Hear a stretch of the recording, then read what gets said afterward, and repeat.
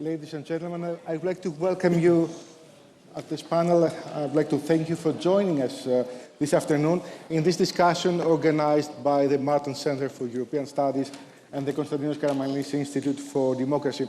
Perhaps I will surprise you because I will start quoting, I will surprise you as an EPP-affiliated organizer, quoting Marx and Engels. So they said in the mid-19th century, they pointed out that a specter is haunting Europe, and they were talking about communism. But I think the specter that is now haunting Europe is far-right populism. So all recent polls suggest that far-right, Eurosceptic, nationalistic and populistic political parties have gained and continue to gain popularity. This is not a simple coincidence, dear friends. It's a political trend, and it's a trend that it is unlikely to disappear soon. It is a complex of challenges, a challenge of trust, of political apathy, of disinformation, and possibly of foreign interference. So we're going to focus on this phenomenon. And now, ahead of the European Parliament elections, I think it is a phenomenon with an even greater importance. We have the honor to have with us today a historic leader, the former Prime Minister of Slovakia and President of the Wilfried Martens Centre for European Studies, Mikulas Djurinda. Thank you very much for joining us today. Antonis Klapsis, Assistant Professor at the University of the Peloponnese, and Corina Stratulat, Associate Director and Head of European Politics and Institutions at the European Policy Centre. Mr. Djurinda, we observe a kind of wave of far-right political wave in Europe. How challenging do you consider this phenomenon? And which are the reasons behind it? Yes. When I was listening that in the past there were communists that represented a threat, and in these days this is far-right people, I have to notice that some of them are ex-communists, especially in our countries in Central Europe. But the question is how significant or serious is the threat? I mean, it is really serious due to three reasons. The first is that these people spread hatred, not optimism, no solution, no future, just hatred. And it is dangerous because hatred produces polarization. And polarization leads to social unrest in better case, but also to criminal activities in the worst case. So this is the first feature of this phenomenon. The second is that they fight against European integration. I am so happy that my country, the former communist countries, have 20 years ago joined the EU, that Europe has been reconnected again. Far-right is against European integration, and it is dangerous for all our countries, for older members, but also for future members. People in the countries of the Western Balkans are keen to join. People in Ukraine are keen in join, and this far-right is very dangerous for the idea of our common European house. And last but not least, there is the threat number 3, and this is Ukraine. They spread disinformation, false narratives. They are unable to accept that the aggressor is Russia and victim is Ukraine. If we force such pure and evident reality, the final outcome can be very dangerous. So I see these 3 main reasons why I am eligible for such a statement that far-right is a real danger, a real threat. And what about the reasons behind it? Behind this phenomenon, do you think that there are reasons because of the way the mainstream political parties behave? Yeah, again, maybe I will mention 3 reasons. The first is socio-economic, the second is cultural, And the last one is, I would say, managerial. What does it mean? When I speak about socio-economic, I think that political elite in the past did huge mistakes. We underestimated, let me say, losers, people who didn't succeed, who was unable to benefit from new era. Our leaders underestimated the difficulties of the middle class, small and medium-sized enterprises and their owners, difficulties of young families with children, working families.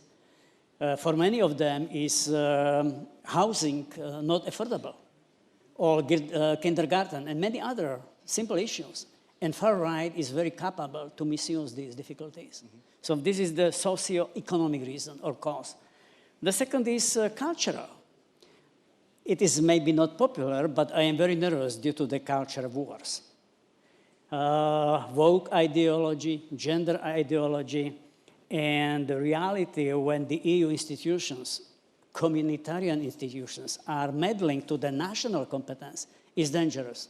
Even this afternoon, a few hours ago, the European Parliament has adopted a resolution calling for including the right to abortion to the basic chart of the fundamental rights. And this is for my head, it is very difficult to understand and accept, because I know that the charter and I know that there is the right to life. And the second reason why I am a bit nervous is that this is purely national competence. European Parliament has no legislative initiative. It has only Commission and the Council. So if the communitarian institutions are meddling into the national competencies, this is fantastic grist to the far-right mills. And number three is managerial. If the leaders are unable to promote reforms, they are offering the space for demagogy, for populist, nationalist, far-right people. I see. Thank you very much. Professor Klapsis, this is not a new phenomenon. We have seen that before. In fact, we have seen that almost a century before. And it seems that it is a myth that we learn from history. But I wonder, can we still draw some conclusions from the past in this regard? They say that the only lesson that we take from history is that we never take lessons from history. So this might be the case in our days. Indeed, the trend of having extremist or radical political parties gaining some sort of public support is not a new phenomenon. It can be associated usually with times of crisis, either economic crisis, social crisis, or whatever other crisis it might be. We had the phenomenon of the 1930s when, for example, the economically devastated Germany was unable to find solutions to its own political and economic problems, and as a result, the Nazi Party came to power. But again, this phenomenon was repeated in various occasions. I have to say that one of the basic notions of populism is the fact that it tries to give simplistic answers to very complicated problems. And this is one of the advantages that populist parties have in comparison with mainstream parties, which have to, give logical explanations and give more complex answers to these complex problems. This is something that makes populist parties become the epicenter of public attention sometimes, because in times, for example, of crisis, they can offer some sort of simple solution to what can be described as only a very complex phenomenon. The other thing that I have in mind is the fact that, especially in the last few years, these populist and extreme right parties have managed to dominate the political debate. So even in cases that they do not have great results in elections, they manage to become pivotal in the public debate. And as a result, we can see, for example, mainstream political parties belonging to the center-right becoming, going from center-right to right, or even to adopt some sort of populist or extreme right rhetoric, so that they can adapt to the new reality and not lose pace to their right. So this is also something that we have to take into consideration when we try to understand the phenomenon, but also to have in mind in order to combat the phenomenon, because it is a phenomenon that comes from the roots of the history of European integration, and I'm afraid that it is going to be with us for the next decades. Mm-hmm. Thank you very much. Mrs. Stratford, the increased presence of far-right parties is not a surprise. I mean, we have seen that coming, or we should have seen it before. So which factors do you believe that have contributed to the rise of the far-right parties? Right. Thank you. Good evening. And I'm very happy to be here with you tonight and share my thoughts on this very important topic. I would say that it's correct. At least since the 1990s, we have seen that parties which have normally been confined to the ideological left and right margins of the political system had systematically and increasingly made inroads into the more traditional arena of party politics, either by winning elections or thanks to media.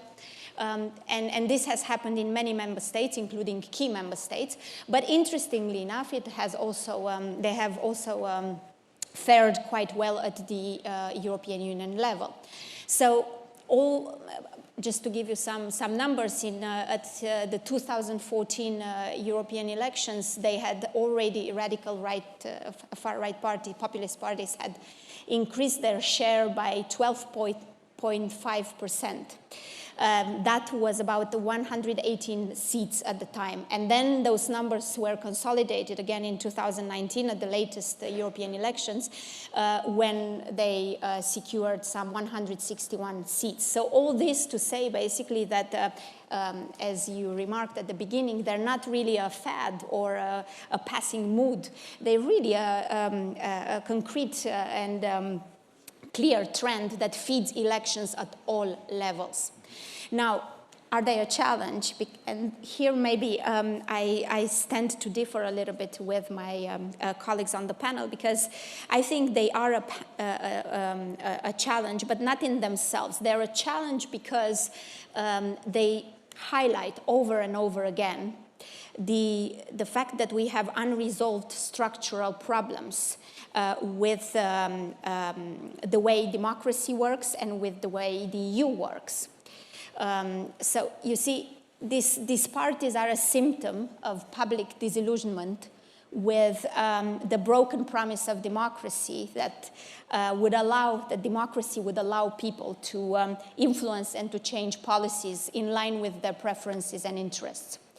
So just to give you some more numbers, a recent Pew Research Center report from this year, actually in February 2024, suggests that 74% of respondents in 24 different countries believe that their political officials do not care about what people like them think. And 42% of them do not feel that any of the political parties in their countries represents their views.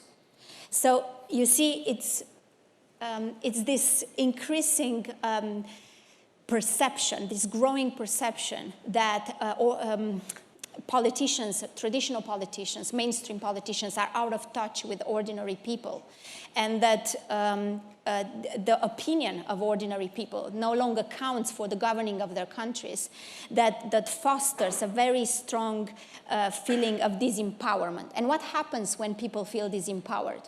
Well, either they give up on politics They turn away from traditional channels of engagement. So they don't vote anymore, they don't become party members anymore, they don't trust their political leaders anymore, or else the ones who still participate, they fall into the arms of wide open arms of the radicals and populists who promise to vindicate their feeling of betrayal by the traditional parties. So for me, the main reason why they exist is basically because the relationship between traditional parties and ordinary citizens and electorates has been broken.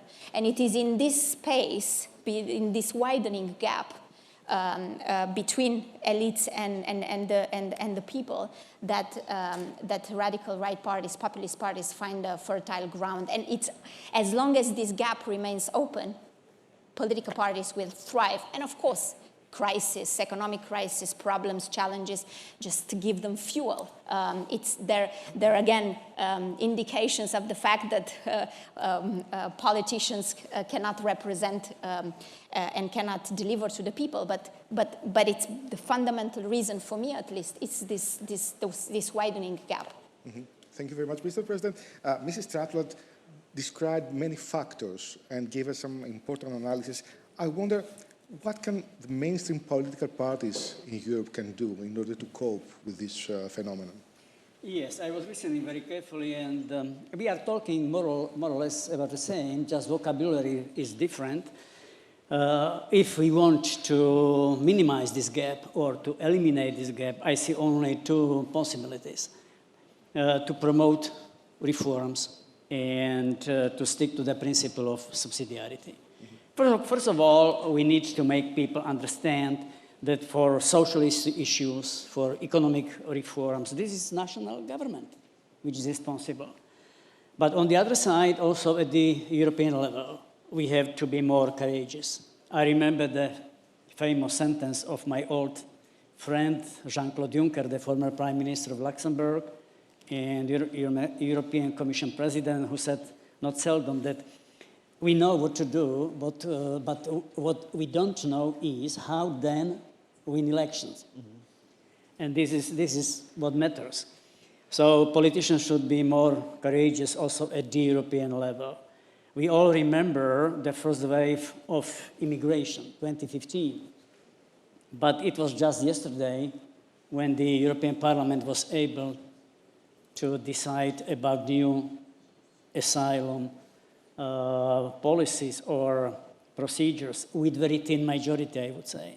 So we are very slow in Europe in promoting reforms. And now it is evident that we need to go faster, especially when it comes to defense, Ukraine.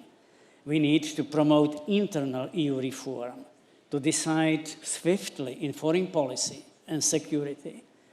Otherwise, we are unable to counter Russia, I would say. So reforms, reforms, and reforms. This is my answer. What should we do? Mm-hmm. Professor Klapsis, what do you think the direction of Europe should be in coping with this phenomenon? Well, I think that, first of all, these far-right or radical or whatever you might call it, populist, of course, political parties, take advantage, first of all, of new technologies, which make them be in the epicenter of attention. If you look at the data concerning their impact on the social media, they are much more active there in comparison to their actual political and electoral size. So I think this is one field that mainstream political parties should give more attention on how to defend their position in the public sphere and, most importantly, in the social media and in the internet. I'm 46 years old. I was born at a time when there was no internet, there was no social media, and so on. But looking at my daughter and looking at my students at the university, I see that what I think is a mainstream media for them is out of their context. They do not read traditional newspapers. They do not get informed by traditional media. On the contrary, sometimes what we, the more traditional people, feel that it is common sense and common knowledge, for them it is actually the other way around. They get informed by TikTok, they get informed by Twitter, X, how they call it right now.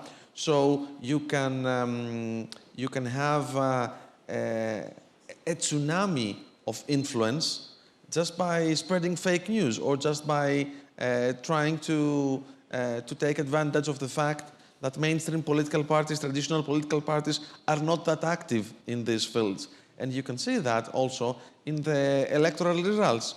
If you make the comparison between how different ages vote, then you will see that the older the electorate is, the more traditional its vote becomes, and it goes the other way around. So if I was a leader of a political party, I would try to give emphasis on being more active in the real world, in the real world for younger people who will, who should be attracted not to traditional political parties in the sense that they will become, how to say, they will go backwards, but in the sense that by looking backwards to the roots of European integration, then you can see the real pathway to the future.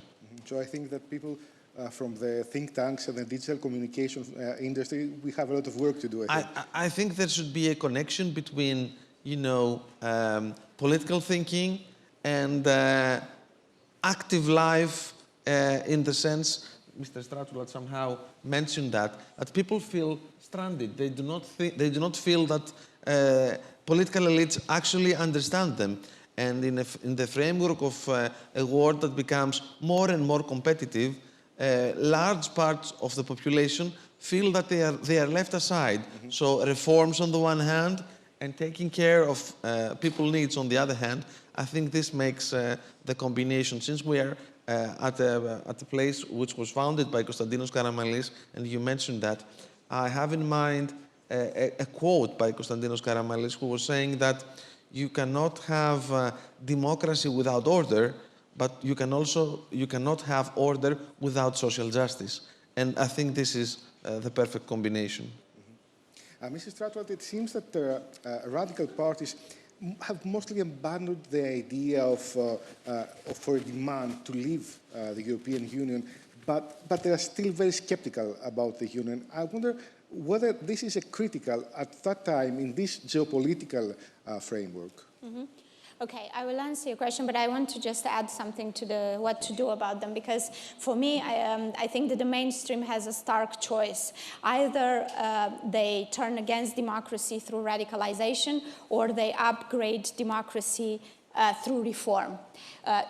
In the first strategy, which is something that actually has been happening in the sense that we've seen mainstream parties taking on the discourse, the tactics or the policy positions of more radical parties. When that happens, normally, it tends to backfire. It backfires for them because people will always vote for the original rather than the copy, as the literature says.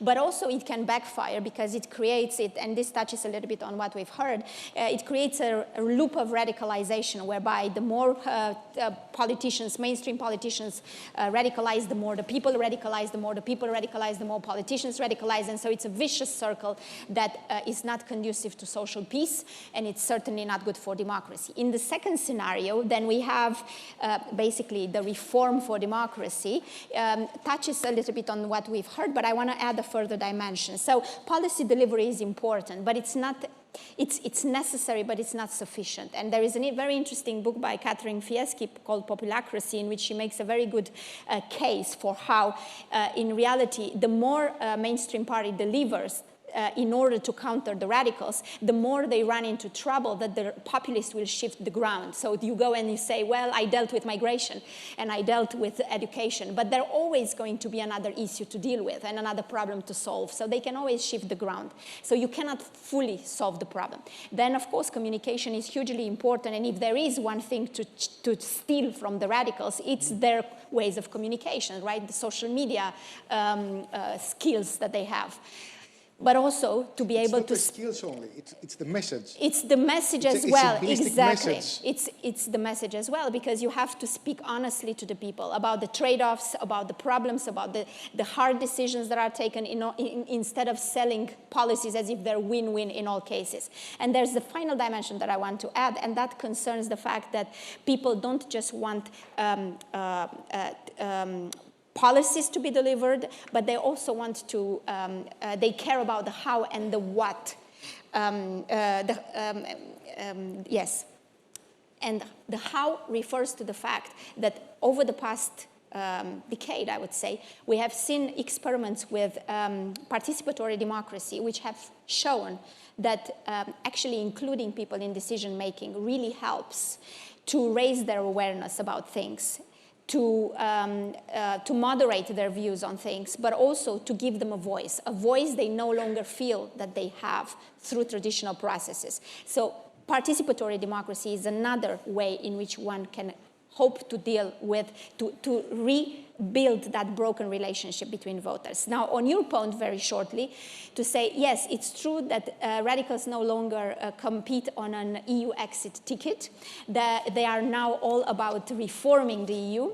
And by the way, this can resonate quite well with the electorate, not only the radical electorate, but also the mainstream electorate. There is an interesting study, very recent by ECFR, which shows that in 12 different member states, citizens are very critical of how the EU has handled the recent crisis, like COVID, like the war, in Gaza and in Ukraine. And also they're very critical of how their politicians are handling issues like climate change and migration. So this means that people actually want a self-critical discussion about the role of the EU and in handling modern challenges and about what the EU does. And in that sense, the radicals, by shifting their discourse away from exiting the EU to reforming the EU, could actually respond to this popular demand. So it's up to the mainstream to campaign correctly, meaning that if they go in with messages that are self-congratulatory about their merits and about what they're doing, instead of having braving the tough conversations about the trade-offs, about the hard choices, then we might see at the next elections that we have a higher turnout, but people could actually vote for the radicals instead of the mainstream. So it's actually in the mainstream hands that the story, the plot lies. Mm-hmm. That is very clear. Mr. President, we usually say that the upcoming European Parliament elections are critical, but I think that the timing is critical indeed. We have a geopolitical crisis, we have a war in our borders, we have the crisis in the Middle East as previously mentioned, and we have a kind of, let's say, uncertainty regarding the transatlantic relations. How important do you think are the forthcoming elections? You have described the situation properly.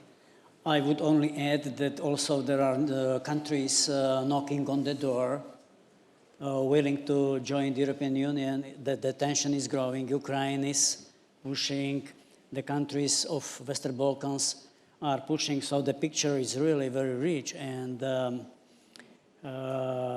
challenges are oversight. So yes, these elections look to be very, very substantial.